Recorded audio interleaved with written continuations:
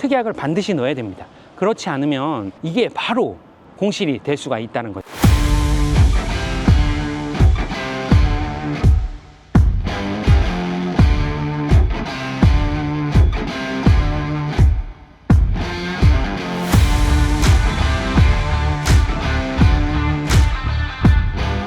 안녕하세요, 흑도입니다.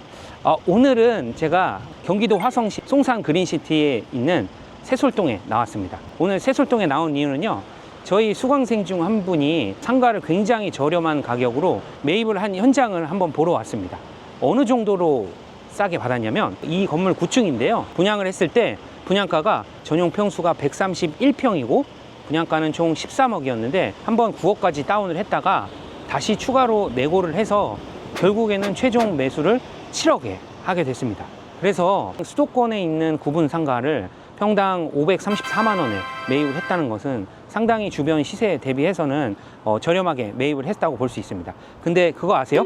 그것보다 더 놀라운 게 있습니다. 그게 뭐냐면은 임차인이 이미 세팅이 되어 있습니다. 우리가 보통 상가 투자를 할 때는 공시를 싸게 매입을 해서 임차인을 맞추고 그 다음에 매매 수익률을 감안해서 상가를 매도를 하는 전략으로 하게 되거든요. 근데 하지만 이 상가의 경우에는 우량한 임차인인 헬스장이 이미 맞춰 있었습니다. 헬스장의 임대료 컨디션이 보증금 7천만 원에 월세가 무려, 놀라지 마십시오, 520만 원이나 됩니다. 우리가 만약에 대출 없이 이 물건을 투자한다고 하면 수익률을 환산을 해볼 수 있겠죠. 그래서 520만 원 곱하기 12달 나누기 총 매매가 7억 빼기 보증금인 7천만 원을 하게 되면 수익률이 무려 9.9%나 됩니다. 우리가 일반적으로 구분상가의 수익률이 7%만 넘는다고 해도 상당히 괜찮은 수익률이라고 보여지는데, 이 물건 같은 경우는 무려 9.9%나 되기 때문에 바로 매수를 해서 다시 매매를 하더라도 약 2억 원 정도의 수익이 나지 않을까 생각을 하고 있습니다. 어마어마한 수익률인데요. 그 송산 그린시티 같은 경우에는 수자원공사에서 매립한 곳입니다. 그렇기 때문에 과거에 이제 여기는 다 바다라고 볼 수 있습니다. 근데 이거를 매립을 해서 그 다음에 다시 이제 분양을 통해서 뭐 단독주택 용지, 그리고 근생용지, 상업용지, 뭐 이런 다양한 용지들을 수자원공사에서 분양을 하게 된 것이고요. 근린생활 용지 혹은 뭐 일반 상업용지를 낙찰을 받아가지고 이런 프라자 상가를 신축을 한 겁니다.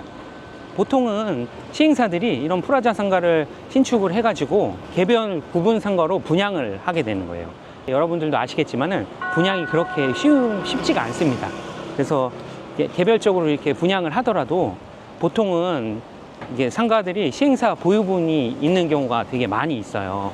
그러다 보니까 그 시행사 보유분을 저렴한 가격에 매수를 할 수 있다고 하면, 우리가 뭐 경공매로 상가를 힘들게 낙찰받아서 명도하고 뭐 그 사이에 이자 내고 법적인 분쟁이 있고 이런 이슈를 다 제거할 수 있다는 것이죠. 그러다 보니까 일반 매매 같은 경우도 매도자의 상황에 따라서 이게 물건이 쌀 수도 있고 아니면 비쌀 수도 있고 그런 상황인데, 그런 측면에서 봤을 때 분양이 안 돼서 시행사가 보유하고 있는 그런 물건들 같은 경우는 우리가 굉장히 저렴하게 매수를 할 수 있다는 거죠. 오늘 날씨 진짜 덥다. 비가 많이 와서 그런지 지금 굉장히 습하고 날씨가 더운데 그래도 저는 오늘 현장에 와가지고 여러분들한테 한번 송산 그린시티의 그런 분위기를 보여드리려고 왔습니다.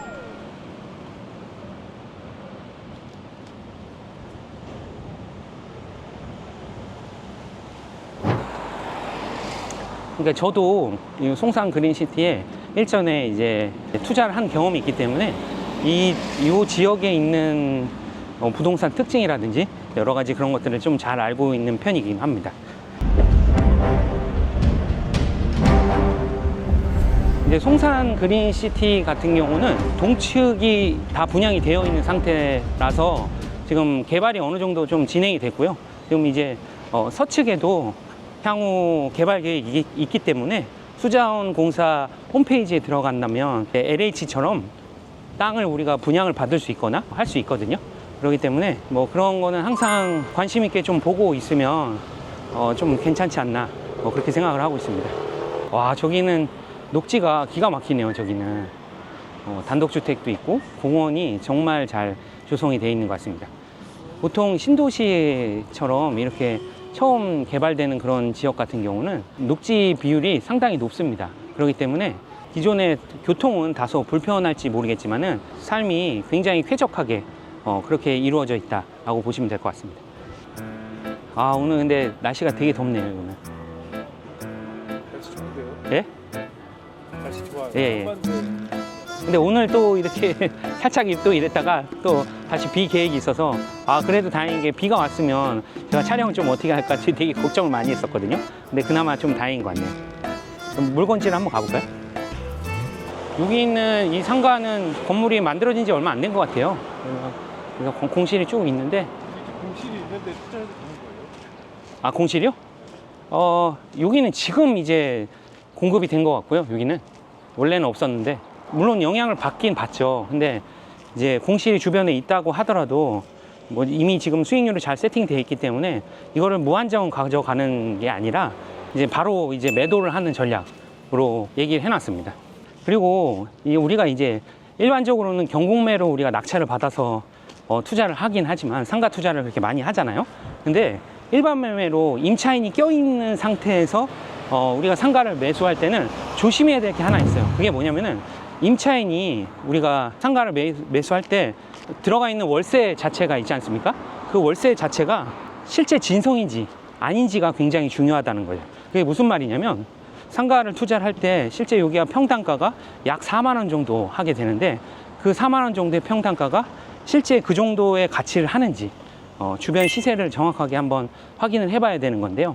그거를 확인하지 않고 투자를 한다고 하면 실제로 임차인이 빠졌을 때 엄청난 리스크가 발생한다는 거죠. 그렇기 때문에 상가 투자를 할 때 가장 중요한 거는 전용 평당가가 저렴해야 되는 거고요. 여기 세팅되어 있는 월세 임대가가 주변 시세 대비 얼마나 비싼지 아니면 시세 기준인지 그런 거를 확인을 해야 된다는 거예요. 그걸 확인하지 않으면 굉장히 큰 문제가 발생할 수 있어요. 그래서 임차인이 빠지면 그냥 끝이거든요. 그래서 우리가 이런 일반 매매로 상가를 매수할 때 가장 중요한 팁은 뭐냐면 그 임차인이 제대로 된 사업을 하고 있는지 아니면 인테리어는 얼마나 투자를 했는지 그런 걸 확인해서 기존 임차인이 빠질지 안 빠질지에 대한 판단을 우리가 기본적으로 좀 할 수 있어야 되는 거고요. 일반적으로 임차인을 포괄 승계해서 계약을 하는 경우가 많은데 그렇다고 할지라도 조심해야 될 게 임차인 같은 경우는 우리 대법원 판례에 나와 있는데 임대인이 변경될 때 계약을 해지할 수 있는 그런 권리가 있습니다.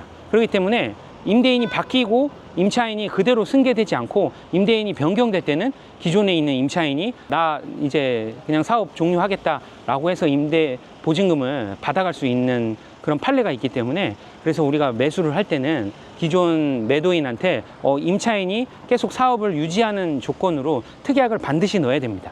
그렇지 않으면 우리가 상가를 매수했는데 이제 임차인이 껴있는 상가를 매수했음에도 불구하고 이게 바로 공실이 될 수가 있다는 거죠. 기본적으로는 평당가하고 뭐 이런 시세도 중요하지만 계약을 할 때 여러 가지 그런 핵심 팁이 있다라는 거예요.